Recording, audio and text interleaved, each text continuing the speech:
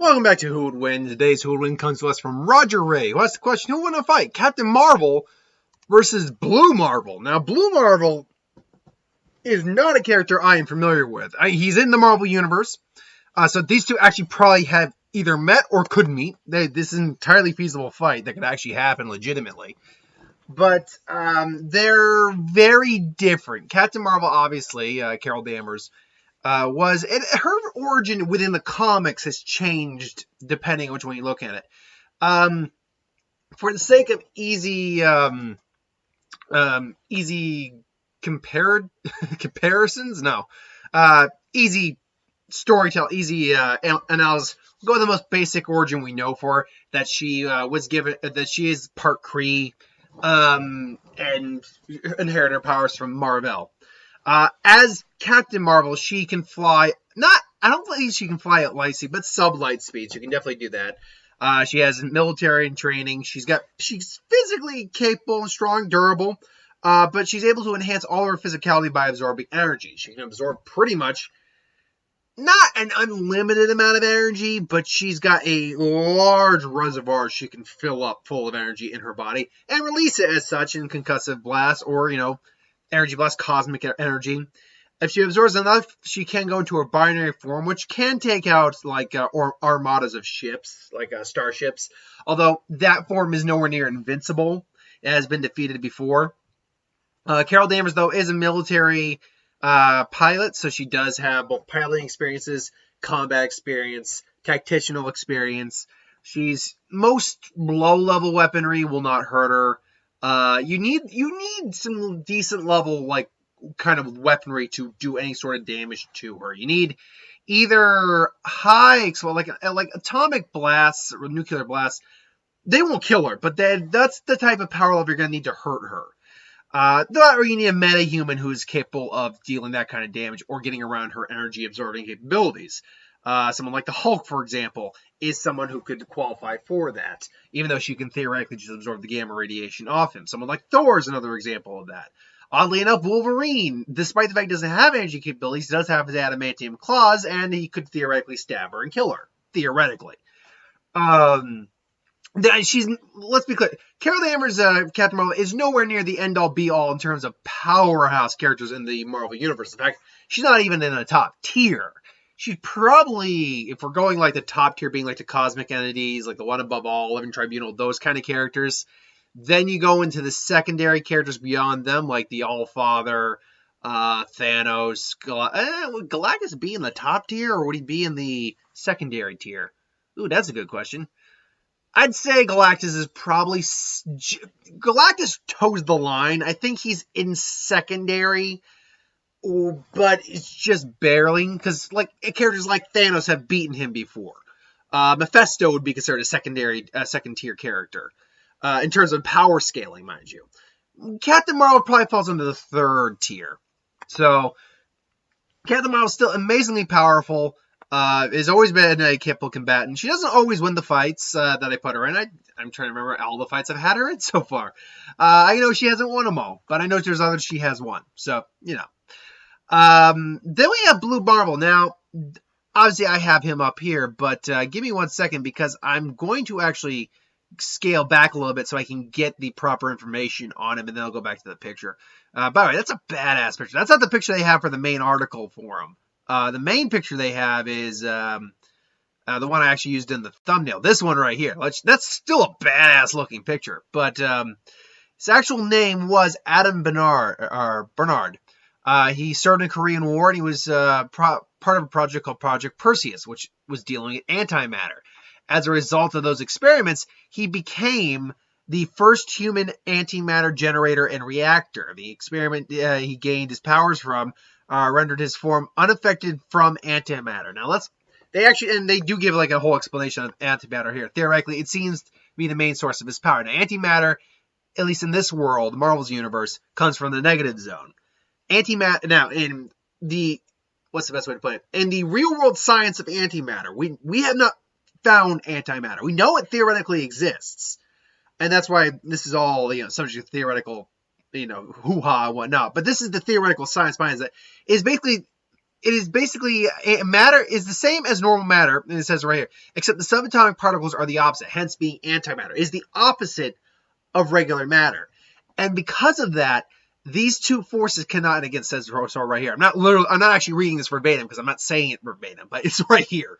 The two individuals cannot coexist without exploding. Yeah, basically, if antimatter and matter somehow existed in the same space for a millisecond, like this most minute fraction of time you can think of, there would be an implosion. Like there would be an explosion of matter and mass, and then somehow, some way, all matter would actually probably be non-existent in that space.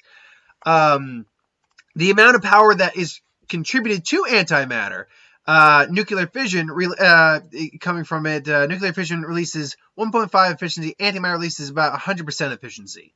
1 gram of antimatter contains the same amount of energy as the bomb dropped in Hiroshima, and 1 droplet could power New York for a full day. Now, here's the thing while reading this. I'm wondering if this is someone actually doing the theoretical math on that. Like, legitimately talking about that.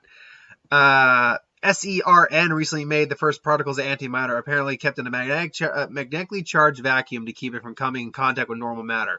I'm assuming that is in the Marvel universe, but you know what? I'm going to look that up afterwards. I'm like, is that facts? I don't think that's facts. Anyway, so yes, this is what powers him. He also generates it and everything along those lines. Superhuman strength. Now, here's the thing. This guy has gone, and it says so right here. He has lifted well over 100. You can lift well over 100 tons. Lifted a 93,000 ton warship, the Enterprise, from 1916's era America. It was capable of greater feats of strength, as when he effortlessly moved a meteor easily the size of Arkansas. Now, I can't calculate how strong that actually is, but that's a lot of power, physically speaking. The Watcher states that Adam is capable of splitting the moon in half with a single blow, easily engaged Iron Man, Ares, Wonder Man, and Miss Marvel, not Captain Marvel, 2 different characters, in combat at the same time and casually overpower them. He is strong enough to push the Sentry to his limits of strength and knock him into Earth's orbit with a single punch. The Sentry, by the by, could go toe-to-toe with World War Hulk. Sentry theoretically doesn't have limits on him. Theoretically. He even managed to ultimately defeat, in physical combat, King Hyperion, who had slaughtered numerous other incarnations of himself, Blue Marvel, as well as multiple other heroes from different worlds, including Hercules and Thor of his own Earth, as well as multiple Sentries, Hulks, Thors, and Eternals of other worlds. When he and the Ultimates confronted Earth's 1610's counterparts, he was able to defeat their Hulk with a single punch. Blue Marvel is messed up powerful, and I'm not even halfway done with what he's capable of. He's got cosmic awareness, enhanced mental perception. Superior Spider-Man once likened him to an electronic microscope. Basically, he's kind of got like Superman levels of perception and spectrum visibility. Blue Marvel has survived in terms of non-inevitability. A hydrogen bomb blowing up in his hands unfazed, capable of withstanding blows from a large collection of superhumans made up of Miss Marvel, Ares, Iron Man, Wonder Man, and Sentry, unharmed. He wasn't even harmed by Sentry or Wonder Man or Ares.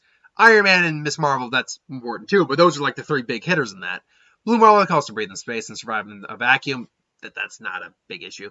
He can also survive in a nuclear explosion without being harmed. Antimatter manipulation can absorb and generate vast amounts of antimatter for various effects. Concussive force bolts, basically just concussive blasts. Stun bolts can basically render human beings unconscious. Energy pulse goes all of his body's antimatter energy as a massive omnidirectional pulse of devastating power.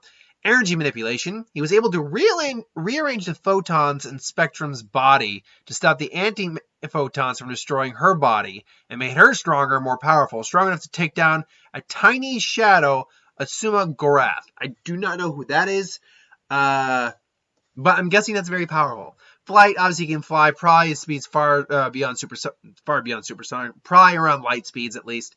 Longevity, age is much slower than normal human. Matter manipulation, he can also manipulate material bonds as well, as he can control and manipulate antimatter and energy. Adam is able to do so from the molecular to the particle levels, as he's capable of producing new particles to replace the damage to Spectrum's light form. Energy manipulation goes from there. He's also got superhuman genius intelligence in the field of theoretical physics and has made extraordinary strides in the study of antimatter. Being that you pretty much are antimatter, that is impressive. Trained combatant, training U.S. Marines in armed and unarmed combat. In athletic, he is a highly trained football player, though he's out of practice. I doubt this is going to come down to, going past the 50-yard line. His only known weakness appears to be a substance from the neutral zone known as neutrinium. Okay. That's interesting. Going back to this really nice picture. I really like this picture. This is a good picture. This is a badass image. He's essentially a different version of Superman from the Marvel Universe. And honestly, I think I have him and Superman on a Versus somewhere in the Who Would Win line. So those two are going to duke it out sometime on the channel at some point. And so these two duke it out. Who wins? Well, obviously, Blue Marvel has been a antagonist before, so he would probably be not the aggressor, but what's the best way to put it? He would be he would be the antagonist in this fight. Like, Captain Marvel views him as the threat, so she takes it upon herself to confront him. And they probably have a standoff, probably talking, whatever. It's like, if you don't leave, I'll make you. There's like, I'm not going, Marvel. Now, Danvers, you can step down or you can step aside. Now you can either step aside or I'll have to step up and make you step down. It's like, and then the fight goes down. Now, in terms of a physical combat, I'm gonna give the like actual skill. I gotta give the edge to Blue Marvel, because while Carol Danvers is a military pilot, and that's very impressive, I'm sure she has combat training, this guy was in the Marines and fought in the Korean War. I think that gives him an edge in hand-to-hand combat. Now, that said, though, she's clearly got enough power to compensate for that, and she's still no slouch in hand-to-hand combat. It's just he's probably the better fighter.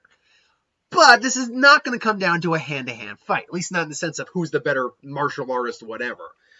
These two will probably collide. He'll probably grab her, gut check her. She'll go flying, but she can quickly, rebounds. She blasts him with energy. He just, he gets pushed back a little bit. He just blasts her with energy. They'll go back and forth. She'll absorb energy, maybe even turn into binary at one point. So it's binary versus Blue Marvel. But the problem here, and this isn't to say that just because this scenario is the case, that there aren't stronger individuals than Blue Marvel out there. But the problem here is that Blue Marvel only has really one legitimate weakness, and he apparently has yet to really meet many people who can beat him in straight combat, in terms of just pure power, because, he beat King Hyperion, who beat God knows how many, top-tier superheroes, and he still beat him. I would imagine Carol Danvers would fall into that category range of top-tier superheroes that King Hyperion would have beaten. Because even as binary, I don't think, even as binary, she could not be, I'm going to say this right now, I don't think Captain Marvel can beat someone like Sentry. She might be able to beat the Hulk. Thor would be a problem, but I think she can beat Thor. But I don't think she can beat Sentry. That's the thing. I really don't think she could beat Sentry. Just because of what Sentry really is. And that's not even taking the Void into consideration. And we talk about the Void, then not even Blue Marvel can take on the Void. But point being is that the fact that Blue Marvel fought all these individuals without struggle, I think he may have struggled against King Hyperion, but the other ones he's never really struggled against. Even Carol Danvers as binary can't one-punch the Hulk and beat him.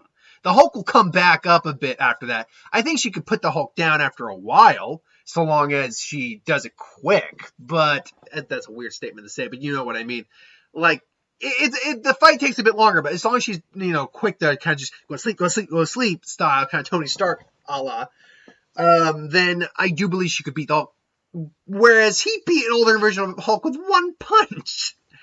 When it breaks down, I think he's got too much durability, physical strength, and the fact that he's using antimatter, I don't think that's an energy Carol is capable of really absorbing very well, if at all, just because of the nature of antimatter. That's not to say she can't maybe absorb some of it, which is why she's able to go into binary in this scenario. But even going into binary, she goes and they clash, and she's holding her own a lot better, but ultimately he's still just overpowering her because unlike her, he doesn't, the only weakness he has, she can't exploit. Whereas she can deplete the amount of energy she has. She can get tired out a lot more easily. Excuse me. She isn't as skilled in a fight as he is, like, hand to hand. So if it goes down to a brawl, he's going to win that as well. Not to mention that, technically speaking, she's still human.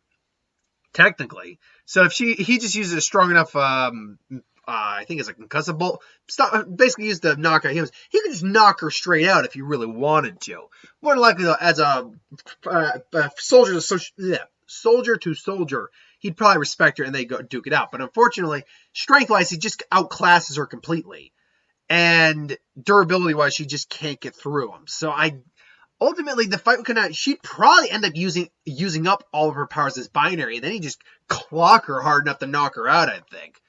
So ultimately, I gotta go with Blue Marvel. Blue Marvel this is the first time I've ever had Blue Marvel on a who would win. I've had many requests for Blue Marvel, but this is the first time I've gotten to him, and actually going over, I'm like, oh man, this guy's no joke. This guy's kind of hacks on some level. He's not invincible, clearly, but he's clearly not one to trifle with. So I gotta go Blue Marvel on this. But what do you think? You think it's Carol, or you think it's Captain Marvel? Or do you think it's Blue Marvel? Let me know in the comments below. But thanks for watching. I do hope you enjoyed. Like, comment, share, and subscribe. As always, you want us to review something, put in the comments below. Let us know. We'll do a review of it at some point. Got a quick announcement video to come up after this. Going to be doing that in just a second. By the by, if you're looking through the playlist for some of my more recent videos, YouTube's doing that weird thing again where I can't add stuff to the play. Okay, that's not entirely true. I can't edit my playlists right now. I can still, with the new uploading method, I can actually upload my videos to playlists, which is cool. But going through that upload process, like, I wasn't used to it, and it just seemed overly complicated for some reason. Like, it seemed messy. I think that's the better way to put it. It seemed messy. So, ultimately, no. I'm probably going to just be using the stand, because I can still go to Classics, Creators Classic, and just upload it from that. And that's what I'm going to be doing with the videos for the time being, or for the foreseeable future.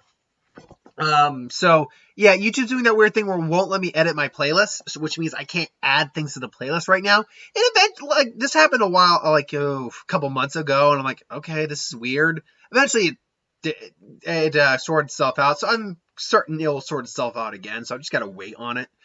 Until then, though, thanks for watching. I hope you enjoyed, and I will see you, well, technically in a little bit, but I'll see you tomorrow for Lanticore. Anyway.